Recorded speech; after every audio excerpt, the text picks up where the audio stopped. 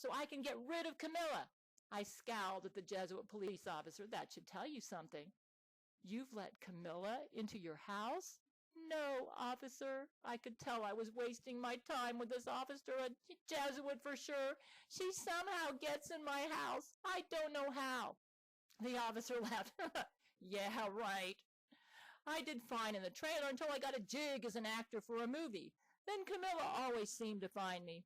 The alarm never went off in my Airstream, because apparently Camilla knew this would implicate her.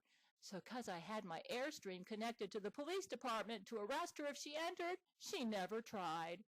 I also wanted to make all my meals in the Airstream so that Camilla couldn't drug any of my drinks or my food. I love to cook anyways, so I felt safer making all my own food and spending most of my time in that Airstream. I prepared all my food in that camper and never ate at home because she always managed to break into my house. Often when I went to my Malibu house and looked inside a window, I saw her in there.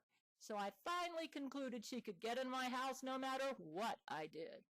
That I basically had to surrender the house to her and live in my Airstream to get away from her. I set up an alarm system in the Airstream so that if anyone besides me entered that camper, an alarm would go off and the police would come and arrest her. That pretty much kept Camilla out of my camper, and I brought it with me on all my shoots for movies and productions, so she had a harder time poisoning my food once I moved into the Airstream. But it wasn't good that she was living in my house. I seriously thought about selling that house and to just live in the Airstream. When my friends came over, I'd entertain them from my Airstream, sleep there, live there. I'd park that Airstream in the yard, and Camilla was never stupid enough to try and enter that Airstream. She knew the alarm was in there and about my contract with the police.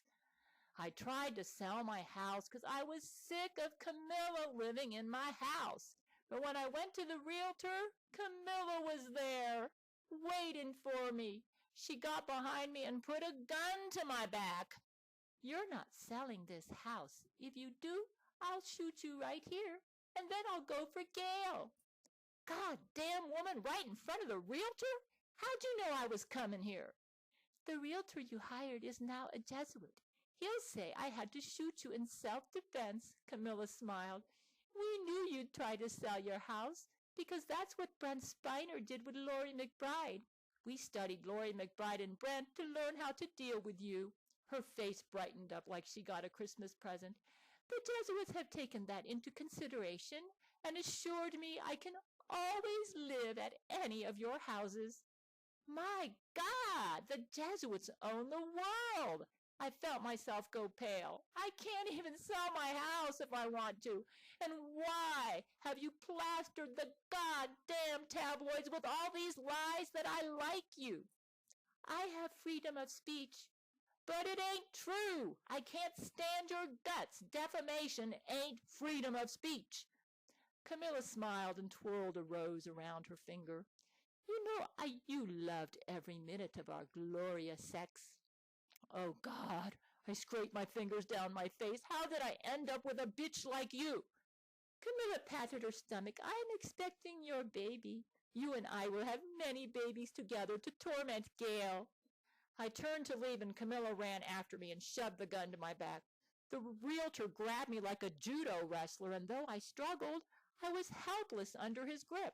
I felt like such a wimp and felt myself going further and further away from my self-image as the manly, honorable Texan I wanted to be. He strapped a bomb to my chest and shoved me into my pickup truck with the Airstream behind it. The realtor took a picture of me driving the truck with Camilla in the front seat with a big smile on her face. You're not going to your Airstream tonight. You're coming home with me to your Malibu house. Camilla broke out into a smile. By the way, Gail knows nothing about any of this, or the Jesuits will blow up her car. With a gun aimed at me, she forced me to drive to my Malibu house and shoved me through the front door, and we both landed in my living room. Sit down. She opened a box, stripped and pounced naked to a box, and removed a cow suit, which she put on, spreading her legs in the air like a seductress as she dressed on my sofa. She lifted a cowbell from the box and swung it around, ringing it like church bells. She placed it around her neck, pounced onto the floor like a kitten, and then crawled on all fours towards me, a big smile on her face. The cowbell on her neck jingled as she sleeked towards me. On all fours in our living room, she said, "Matthew, get on me like a dog and make love to me. When I ring the bell, you ejaculate and let me milk your semen so we can make lots of babies to torment Gail." I didn't have a puke bucket and threw up all over the floor. I almost wanted to blow up rather than make love to the bitch. But Gail needed me to stay alive for her. It seemed the whole world was Jesuit, and they wanted to take over the world. I had to stay alive, and some way, somehow, Gail and I would defeat the Jesuit order together. Someday, somehow, I would leave this concentration camp. Clean that disgusting mess and stop it, or I'll blow you up. I could feel my heart racing, but I managed to gag. And not throw up. I cried and wailed, feeling like I belonged to Camilla's concentration camp and was suffering psychological torture. Just thinking about humping her with a bomb strapped to my chest made me wish I could faint. I went and got a mop and cleaned up my puke. "What kind of a man are you? Pretty weak, eh?" She got on all fours and wiggled her hips at me so that I saw the puffs of her pubic hairs. "Come on, doggy, hump me and let's make lots of babies to torture Gail with." She cackled like a witch again. I landed on her like a dog, but was crying so much I couldn't get it up. She reached for the button on her device to make the bomb go off. "If you kill me, you can't have any more sex with me." "That's what you think," she laughed. "Actually, that won't be a problem at all. You're disgusting. Still can't get it up?" "I'm sorry, Camilla. I can't. I hate this, and I hate you." She reached for her device and then changed her mind and flipped over, her breasts flipping up to the roof. "Let me show you how to make love to me, you wimp." A man entered the room, and when I looked up at him, my mouth opened wide, my jaw dropped. I almost fainted. He was the spitting image of me. He was chewing a stick of tobacco, and he spit some into the ashtray. Hey, Camilla, let's groove." He stripped off all his clothes, and a giraffe entered the living room. He humped on the giraffe and began thrusting motions into the giraffe's vagina with Camilla taking pictures. "Oh, these will be lovely additions to my collection. So much evidence in case Matthew decides to take me to the police." Camilla cackled and laughed. She got on all fours on the floor, and my clone humped on her and made love to her like a rabid dog. "Ooh, I'm getting all excited," she said. "This is so cool." My clone came to me, still chewing on some tobacco. "Okay, bud, I'm leaving. Now, if you don't perform as Camilla wants, then you go and I take your place. Get it?" He broke into a big smile, exposing all his teeth, so it seemed his entire face was all teeth. He winked at Camilla and gave her a thumbs up. Oh, won't it be awful the day that Matthew McConaughey dies, and the next day in the tabloids it's announced that Matthew has proposed to Camilla Alves. "You can't do this to Gail. That's defamation. It's not true."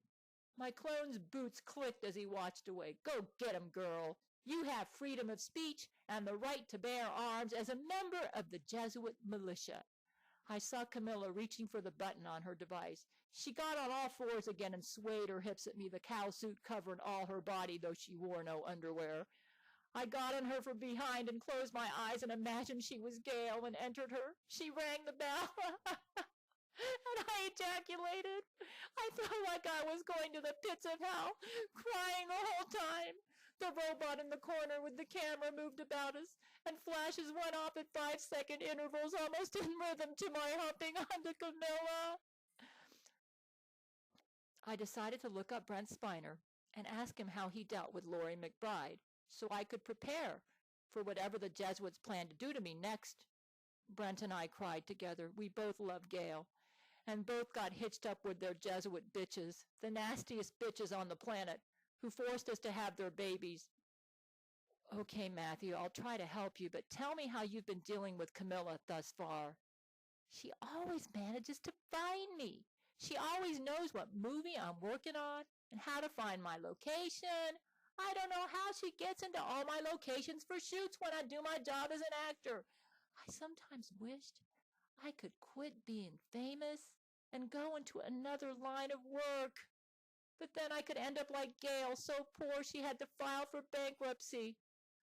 Oh, yeah, it's awful what they can do to your career, Matthew. Look what they've done to me. Brent got real quiet, hung his head. You see, I wasn't quite as famous as you when they got me, so that gave them an advantage that they didn't have with you. I have to play their game, or they'd say I went up the deep end and they'd destroy my career that way. But when I go to shoot a movie, Camilla finds me.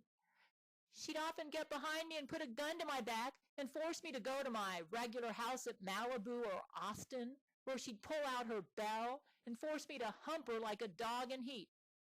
God, she's just like Laurie McBride, a real bitch.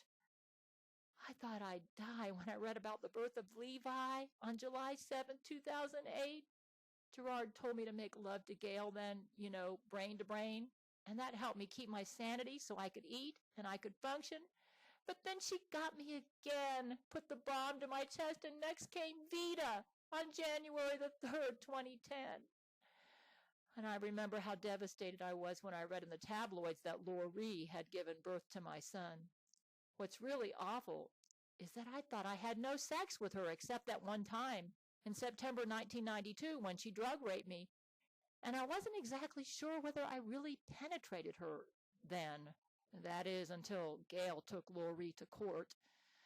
The Quebec trial, you know all about that, Brent said. Matthew shook his head and his hands trembled. When I started writing Gail some emails in November 2012, I knew Camilla would do something terrible. She dragged me to court and almost killed me there. I threw up so much watching all the evidence she presented. And though we won the case, it didn't matter because now everyone thinks I married her in 2012. Brent shook his head, crying with me. Yeah, what a bum rap. While just the thought of her makes you vomit, she had the gall to spread the lie that you proposed to her. Matthew sighed, as if resigned to his fate. Yeah, there's a real bad clone of me out there, and he's always helping her out. I wish I could wring his neck. He arranged a Catholic wedding with Camilla to make me not appear to be against the Jesuits. Oh, yeah, Brent rolled his eyes in disgust and nodded his head in dismay. It was awful when my clone took over the bottom half of my body and forced me to have sex with Laurie in that Quebec trial. And then she got me again in April 2012 with that damn bomb strapped to my chest, and I got her pregnant. And next came Livingstone, or Mr. Stone, as I call him, a shortcut for Livingstone. He was born December 28th, 2012. Wow, 3 kids with that bitch? Brent sighed. It was bad enough that Laurie had one that had my genes, and then the Jesuits raised these kids to be evil if we let them raise the kid. Yeah, Camilla has the kids. She's turning them into Jesuits. Jesuits are such rapists and sex maniacs, they make millions of kids. The world is overrun by Jesuits now, and everyone thinks freedom of speech and the right to bear arms applies to the Jesuits, because it seems that just about the whole world is Jesuit. And they use their clones of us to marry their female agents and plaster the wedding all over the tabloids. Freedom of speech, they call it. Brent nodded his head in disgust. Yeah, I feel so bad for the kids they create. God knows what they will turn into. I tell Camilla that a criminal doesn't have the right to bear arms or to have freedom of speech.